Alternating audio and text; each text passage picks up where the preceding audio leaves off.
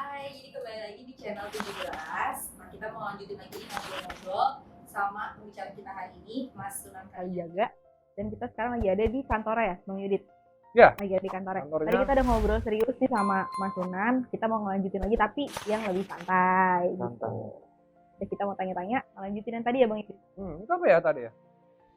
Dulu setelah mengalami kejayaan 2 tahun buka rental go-kart di Senayan, itu kan bangkrut karena memang situasinya, kondisinya Di luar ekspektasi. di luar perkiraan. Lalu saya kembali ke rumah. Nah, di rumah itu saya berpikir, saya punya anak, si Salma, ya, yang perlu susu, perlu pampers, perlu lain sebagainya gitu kan. Waktu itu alhamdulillah bersyukur masih disupport sama mertua nih. Jadi belum perlu mikirin kontrakan, walaupun waktu itu saya udah memberanikan diri kontrak, tapi Belum boleh. nggak boleh katanya. Tapi berarti itu Mas Sunan kuliah udah menikah? Masih kuliah. Oh, udah nikah. Sudah nih, masih oh, kuliah. Nikah muda. Masih kuliah.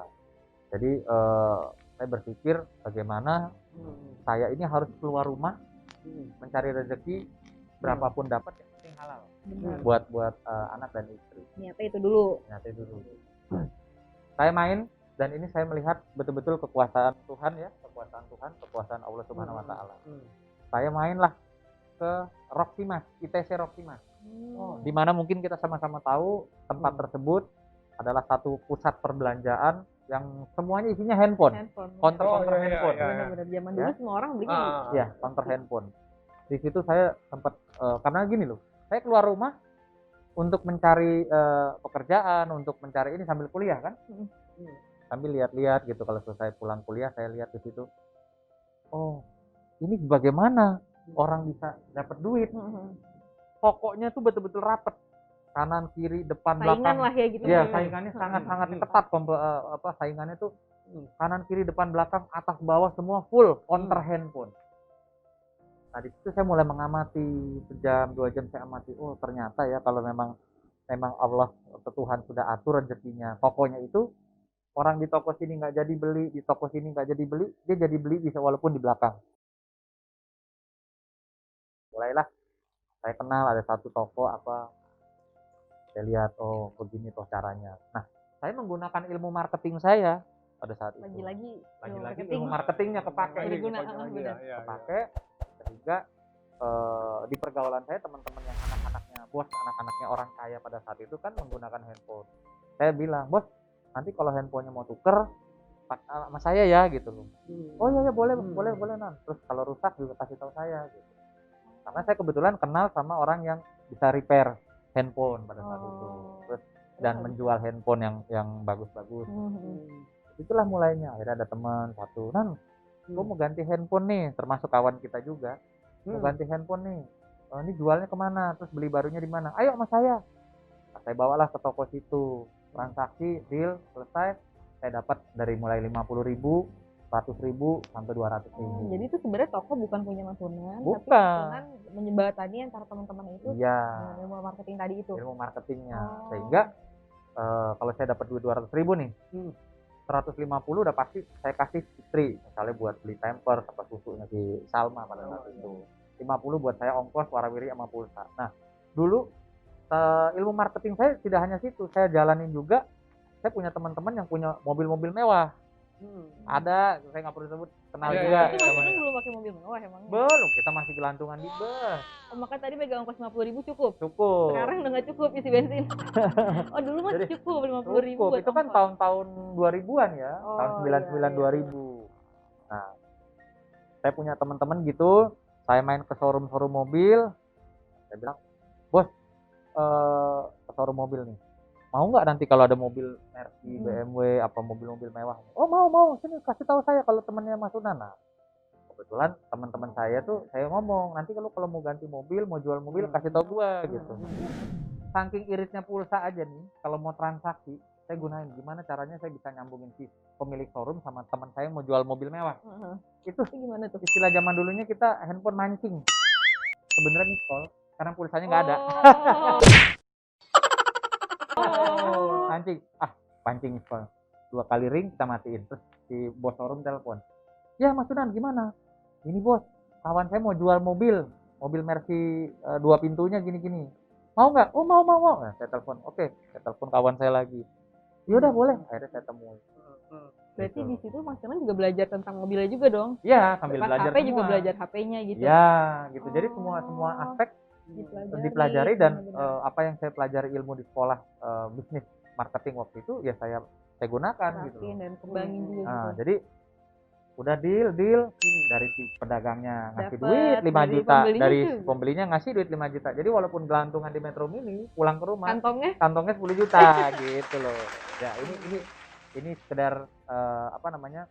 Cerita masa lalu. Perjalanan Mungkin juga seorang bisa Sunan gitu loh. bisa dijadikan apa namanya? Inspirasi juga. Inspirasi buat Inspirasi teman-teman buat ya. bahwa jangan pernah menyerah dalam keadaan apapun, ya. Keadaan susah. Nah, orang bilang nih, pandemi ini zaman susah. Itu orang yang putus asa. Bener, itu banyak banget sih yang Ya. bilang kayak gitu ya. Orang Betul. itu orang putus asa. Sementara lagi pandemi gini ternyata kayak kemarin kan orang yang jualan makanan itu wah jadi Iya, booming. iya. Yang tadinya nggak jualan jadi jualan. Iya. Tadinya nggak jualan jadi jualan, Benar. termasuk saya juga. Saya juga. Artinya kita harus menjadi satu karakter pribadi yang di dalam keadaan situasi di tempat kondisi apapun kita harus bisa bertahan dan terus berjuang. Jadi guys, dengerin tuh dari Sunan Kalijaga bahwa jangan pernah menyerah, terus berusaha. Jadi sekarang kita akan ngobrol lagi, mungkin banyak banget lagi yang harus kita dengerin dari seorang Sunan.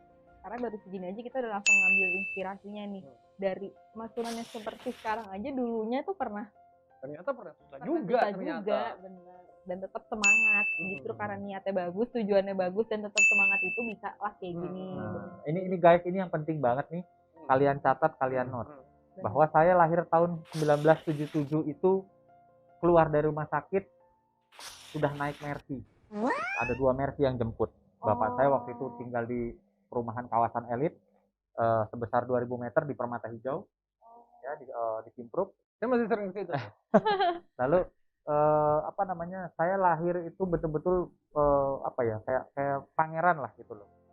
Sekolah pakai pengawal, ya, mobil zaman-zaman SMP SMA tuh saya naik Mercy, BMW, Porsche. Udah hari-hari tuh. Sport car itu udah hal yang biasa. Nah, tapi juga di situ baiknya Tuhan, Allah kasih ujian.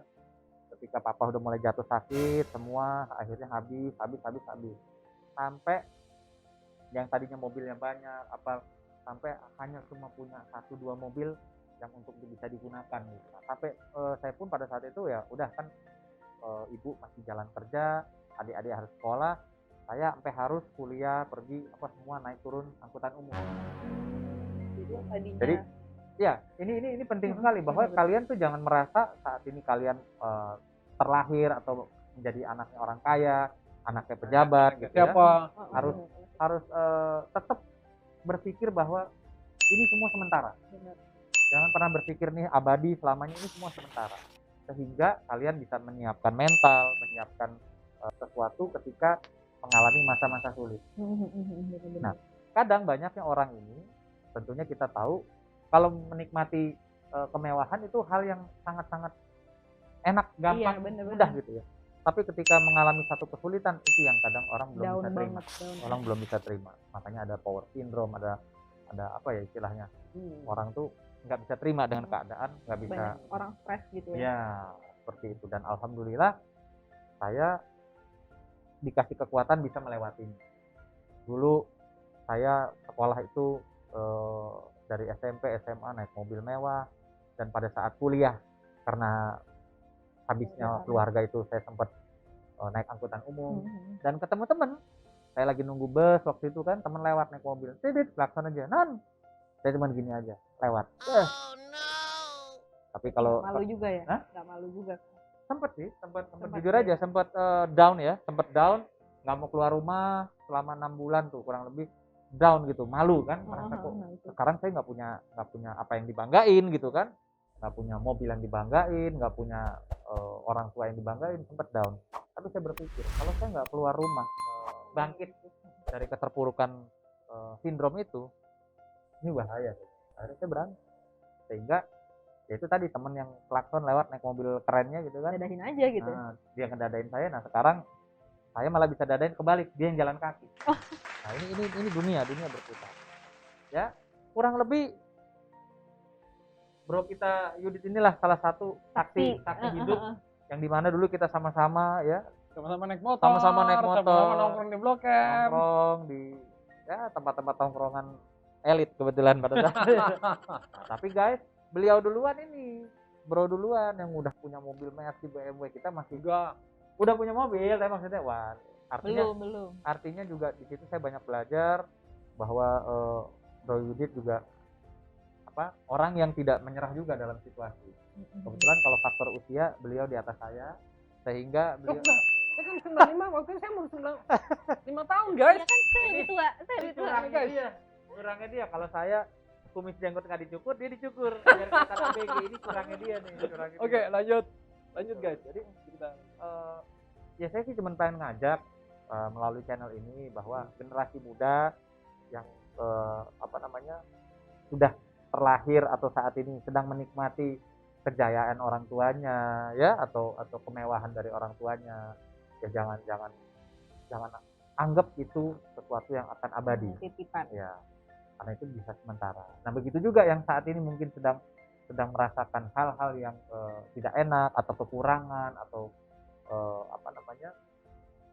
kata bahasa ininya susah gitu ya, jangan pernah berpikir kayaknya nggak ada hari esok gitu.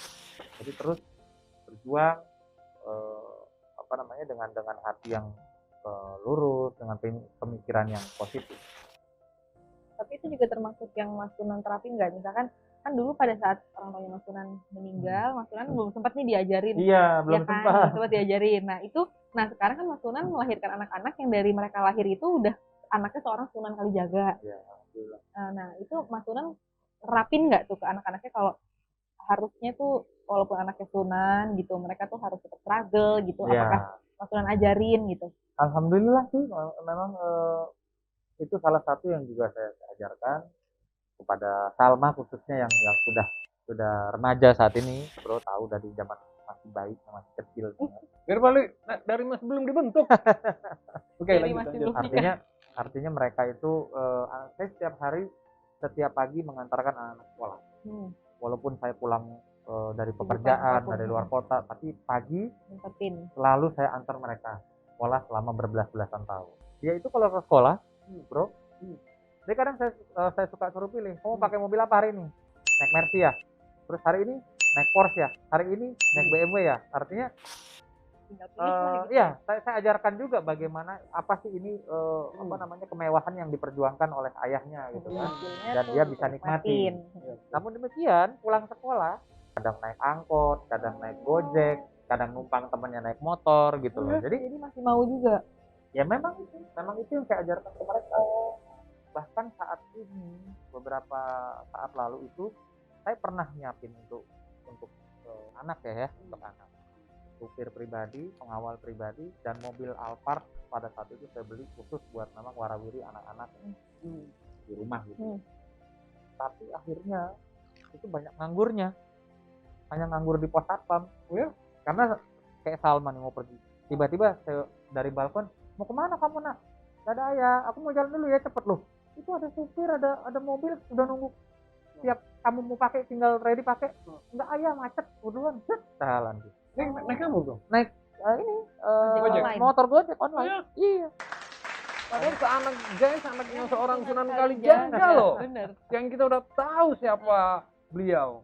Ya gitulah maksudnya. Di satu sisi pada saat melihat peristiwa itu ada dua. Ya ampun, saya udah berusaha menyiapkan segala sesuatu yang baik lah di mata saya. Anak saya nggak gunakan. Ada rasa bagaimana juga ada. Tapi di satu sisi saya juga ada rasa bangga gitu loh bahwa bisa juga nih anak gue gitu ya. Dia ini tidak mengandalkan fasilitas orang tua. Nah, inilah yang sebenarnya teman-teman guys harus belajar seperti itu. Jangan mengandalkan fasilitas orang tua. Jangan contoh saya dulu kecil mengandalkan fasilitas orang tua, begitu orang tua nggak ada jadi sempat down, sempat drop. Hidup itu harus bisa senang dinikmati gitu kan, susah dinikmati juga, dihadapi, dijalani gitu.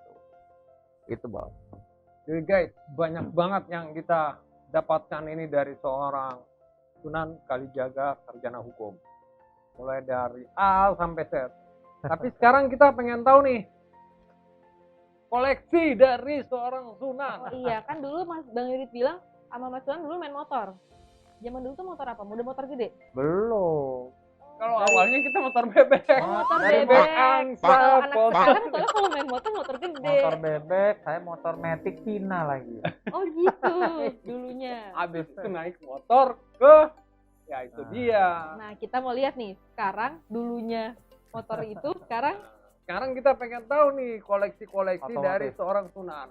Karena Apakah saya masih? tahu hobinya dia itu otomotif. oh iya bener. Jadi apakah masih motor Cina nih?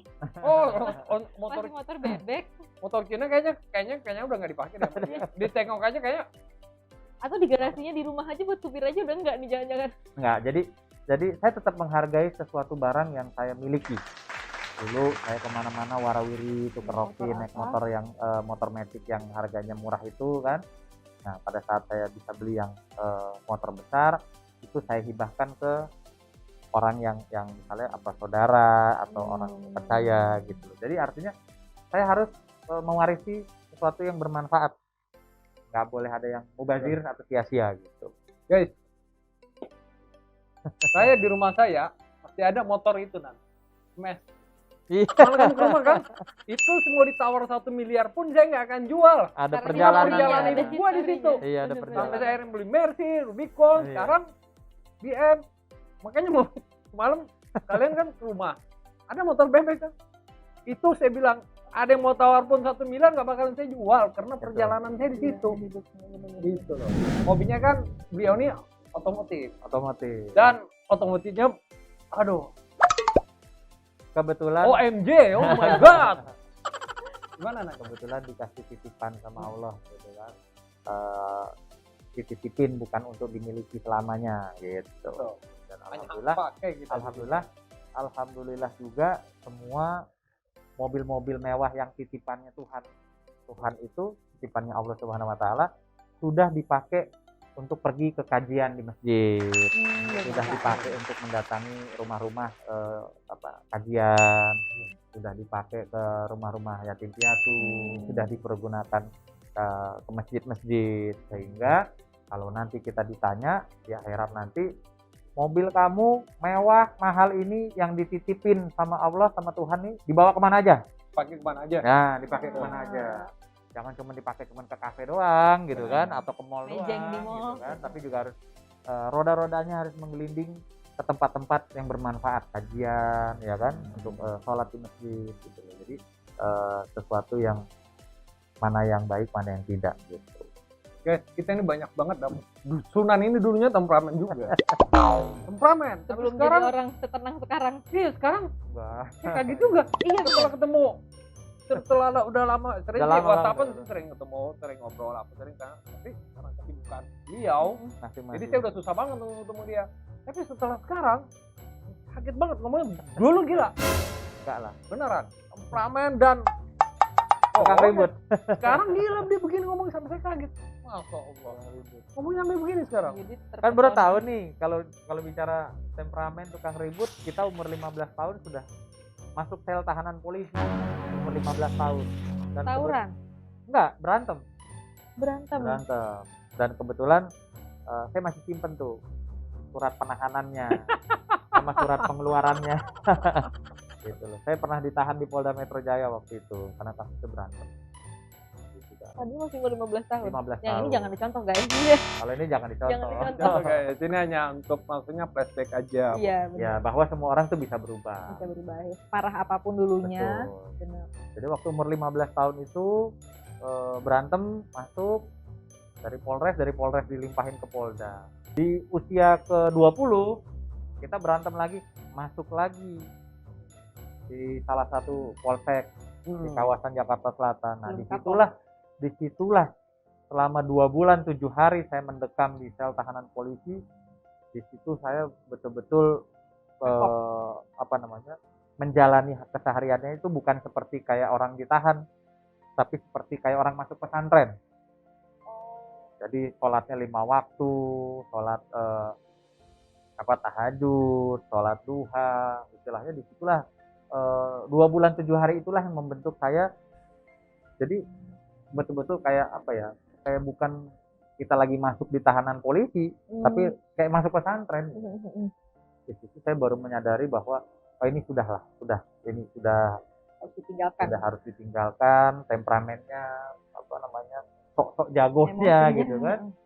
Sehingga keluar dari situ saya berpikir saya harus apa nih untuk hidup ke depan. Ya itu tadi akhirnya jadi sekolah, jadi ini itu.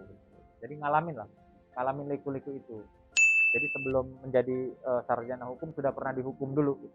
Udah Jadi tahu. dihukum dulu baru Iya, sarjana hukum ya. Ya kan jangan salah paham. Ya. Oh, kalau salah paham tuh kenapa sih? Salah dulu baru paham. Gitu. Oh, bener juga, bener. Itu guys. Kalau yang itunya jangan ditiru, itu biarlah jadi contoh perjalanan bahwa seseorang itu bisa berubah, bisa melalui tahapan-tahapan seperti apa dalam kehidupan. Yang pasti harus selalu optimis, positive thinking, dan jangan menyerah dalam satu keadaan dan situasi. Top. Itu kita harus belajar banyak dari seorang Sunan Kalijaga. Jadi tapi kita kan pengen tahu nih. Kita kan tadi parkir nih di bawah nih, pengen tahu nih parkir di baru bawah. datang Boleh nggak sih? Kan Ayo. tapi saya boleh nggak kita ke bawah nanti lihat? boleh yuk. Boleh ya? Kita lihat Oke, guys. langsung. Kita Close lihat dulu, guys. Langsung koleksi mobilnya. Mobilnya Mas Sunan Kalijaga. Close dulu Oke. aja. Oke. Bye.